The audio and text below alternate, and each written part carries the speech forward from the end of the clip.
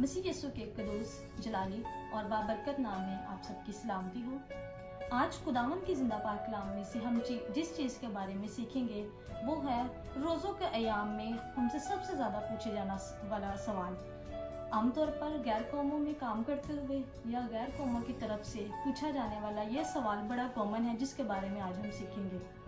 हमें सबसे ज़्यादा ये सवाल पूछा जाता है कि मसीही कौम रोज़ा के दौरान बस तवे की पकी हुई नहीं खाती, इसके बगैर बाकी जो भी जितनी भी खुराक है वो खा सकते हैं। तो आए हम कलाम मुकद्दस में से देखते हैं।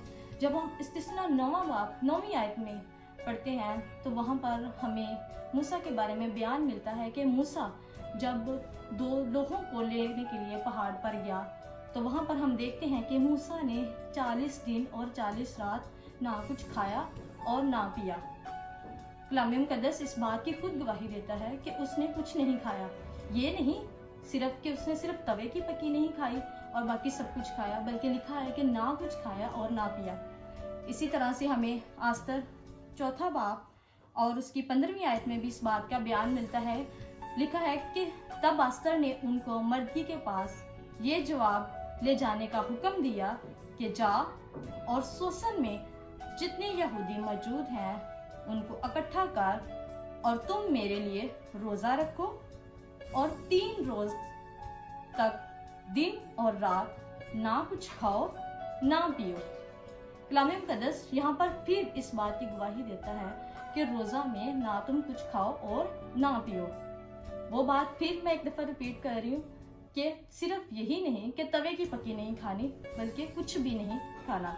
इसी तरह से हम जब दूसरा सैमुएल और उसके 12वें बाब की 16वीं से 23वीं आयत का बयान पढ़ते हैं तो वहाँ पर हमें मिलता है कि दाऊद बादशाह जब उसका बेटा बीमार था तो 7 दिन तक उसने कुछ ना खाया और ना पिया। और जब उसके पास बुजुर्ग भी आते हैं उसके घराने के और वो उससे आके इस बात को लिए कहते हैं कि तुम खाना खाओ पियो, और वहाँ पर हम देखते हैं कि लिखा है कि जब उसका बेटा मर गया तब वो उठा और तब उसने खाना रोटी खाई और उसने पिया। इसी तरह से हमें बाइबल मुकद्दस में और बहुत सी मिसालें मिलती हैं। हमें दानियल के बारे में हम देखते हैं कि उसने जब 21 दिन का रोज़ा रखा तो उसमें भी उसने ना कुछ खाया और ना पिया, और लिखा है कि उसने अपने सिर में तेल भी ना लगाया। ये हमें हवाला मिलता है दानियल 10वां बाब 2 से 3 आयत में।